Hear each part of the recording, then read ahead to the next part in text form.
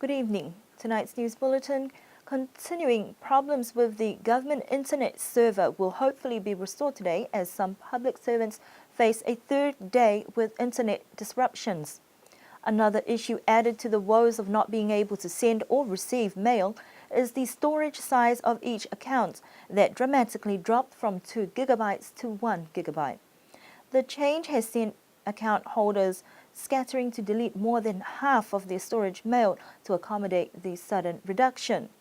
Director of Telecommunications Tutuli Heka said the government domain was at its total capacity on Tuesday and it created problems. However, yesterday a decision was made to implement a policy to reduce email storage capacity from 2 gigabytes to 1.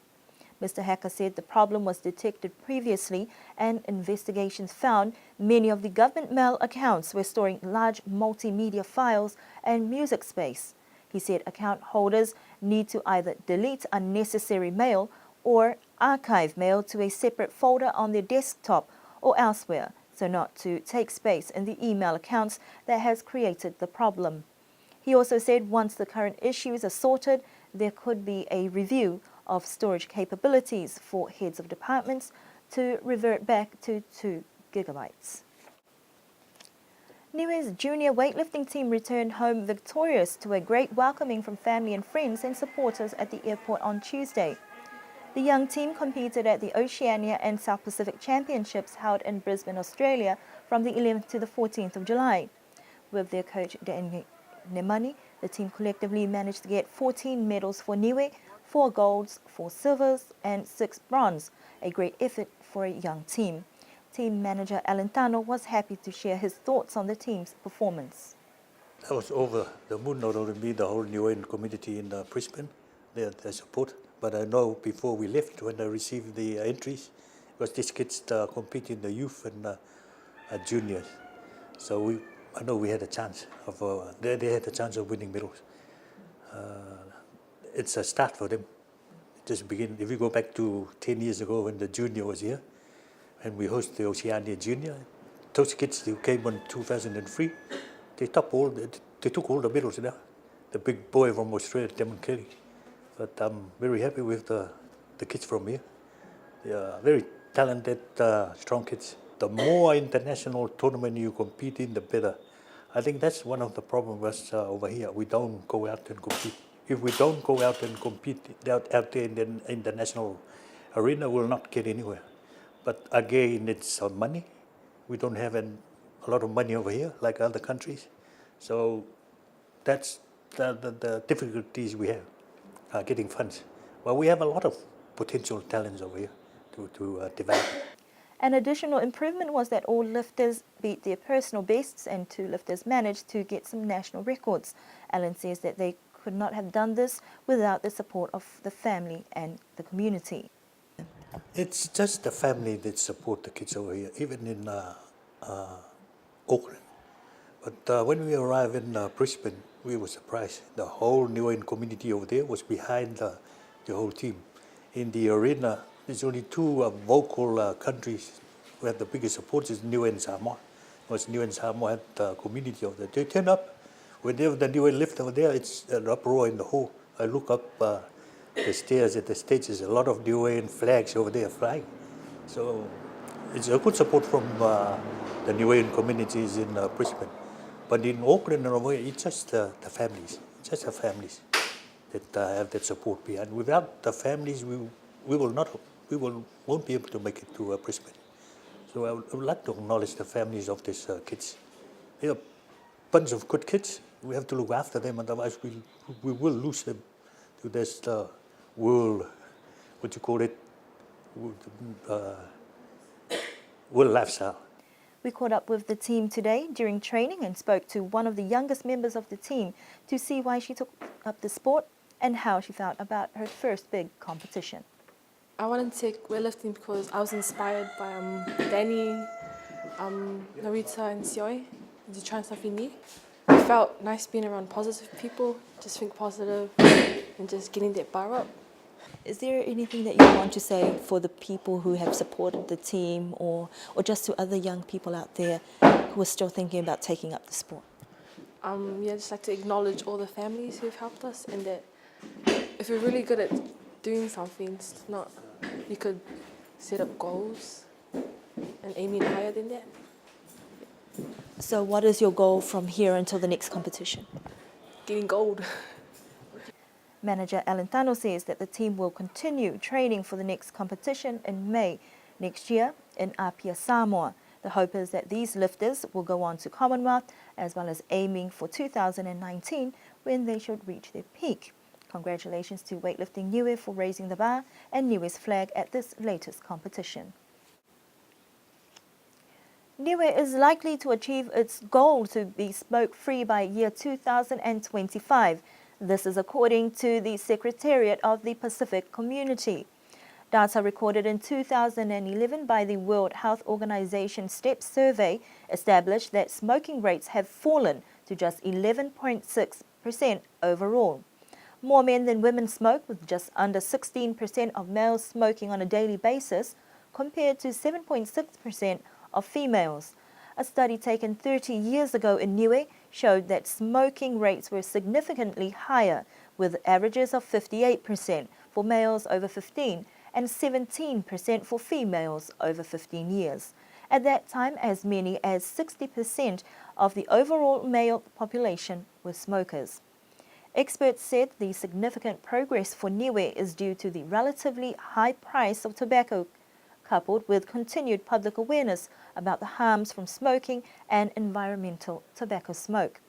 It is also suggested that reducing smoking rates would help Niue reach the World Health Assembly target of reducing premature mortality from non-communicable diseases by 25% by 2025.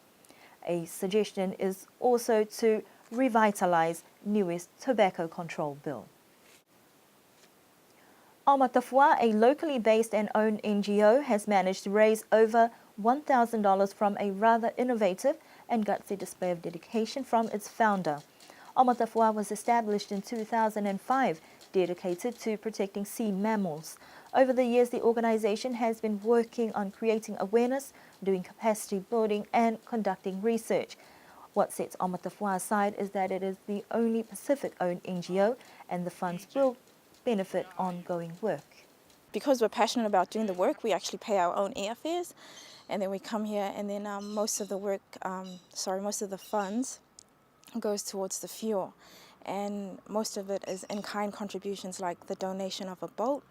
So we work from a good platform, so we're trying to get the skin samples and the acoustics, but primarily it's the photo ID. And so just want to remind people that each whale is different.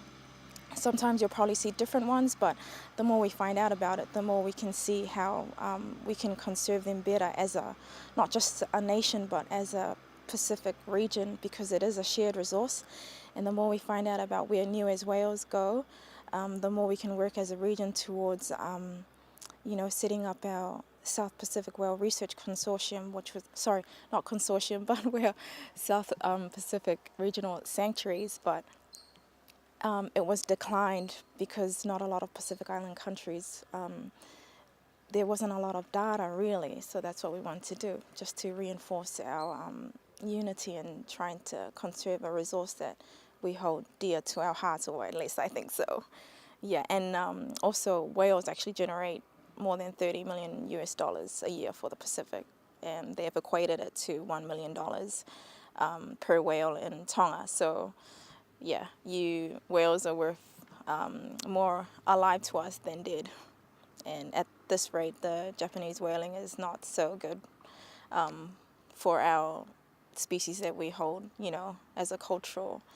as we hold cultural affiliation to. The key to the success of their work, according to FIA, lies with educating people to value marine resources and also finding a cultural link. We've tried to do capacity building by training some of the members here, but it's not that easy because everybody has a full-time job. But in saying that, we've actually done a lot than what some of the government agencies have done that are responsible for the regional commitments that they've committed their bodies to, such as the SPREP Whale and Dolphin Action Plan. You've you've got the NB SAP as well, and then you've also got the Niue Whale Sanctuary. So I'm trying to help out the government agencies as well because I'm a former fisheries officer, and I see the value in trying to help them out because they're short of staff, and I've always been passionate about that area too, and I'd always like to help Niue at the end of the day and do my little bit of work. Last Saturday, Fia Rex, the founding member of Omatawhua, made a bold move to cut her hair for the cause that she was passionate about. At first, she says she was worried about what the perception would be, but so far there have been mixed reactions. I was really worried about the Niuean perception because the hifiulu, I wanted to take it. I actually wanted to shave my hair, but I thought with the hifiulu, it's a great opportunity for people who wanted to contribute to come up and be a part of it. Which I thought was really good. I had mixed responses from several people, but predominantly it was positive. And I was very taken by the reaction from the Niuean community. And so they kind of embraced it. I was really worried about my family because they were saying, why would you do that? But I just thought it's my own hair. I can do whatever I want to do. And if it's a great cause, then I'll jump at the opportunity. He departed the island on Tuesday, but plans to return in September to continue the work in documenting and doing research on whales to get data for the island and for the region. Raising the awareness of young people about the effects and consequences of alcohol consumption has been the basis of workshops held at Niue High School this week. The collaborative training workshops from Health and the Waitemata District Health Board have drawn a great interest from young people on the island. The apparent prevalence of alcohol consumption on the island and issues like underage drinking have kept facilitators and workshop participants busy with discussions and presentations on how to deal with these issues. According to figures from the Health Step Survey from 2011, the largest number of people surveyed was in the 15 to 24-year-old age group, with 171 respondents, 91 males and 80 females. The data related to alcohol consumption revealed that about 22% of the youth from that age group have abstained from alcohol throughout their lives. However, the remainder indicated they had consumed alcohol at some point in their lives. We spoke to some of the young participants about what they have enjoyed and learned during the workshops. The choices you make, it can affect your community, also your country. Also the standard drinks men and women like to have night and during the week. Learning about how bad alcohol can cause to your health and the serious risks that you can get from alcohol. How would you be able to share that information with your peers or just apply it to your own life?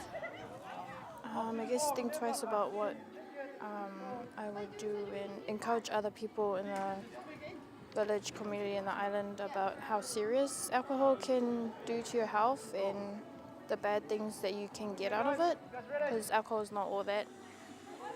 As we see here in our community, it's a big issue, underage drinking, and we have many accidents that happen. It seems the interactive learning sessions have got youth thinking, and when asked what advice they would have for their peers or community, this is what they had to say. Don't start drinking, get a sober driver,